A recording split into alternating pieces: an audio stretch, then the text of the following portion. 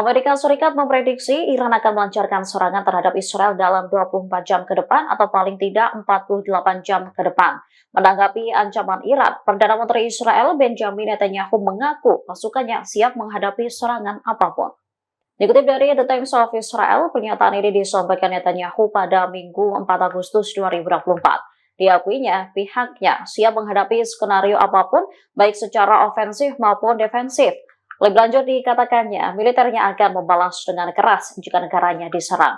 Lembaga keamanan Israel berada dalam kondisi siaga tinggi terhadap tanggapan Iran yang dilaporkan dapat diantisipasi dari berbagai arah. Diketahui, Iran bersumpah akan membalas kematian pemimpin politik Hamas, Ismail Haniyeh, pada Rabu 31 Juli di Teheran. Mereka menduga Israel dalang di balik serangan itu.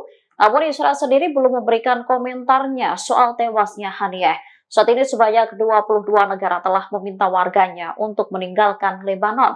Pasalnya, perlawanan di Lebanon Hizbullah yang didukung Iran diduga akan memainkan serangan balasan ke Israel. Download Tribun X sekarang, menghadirkan lokal menjadi Indonesia.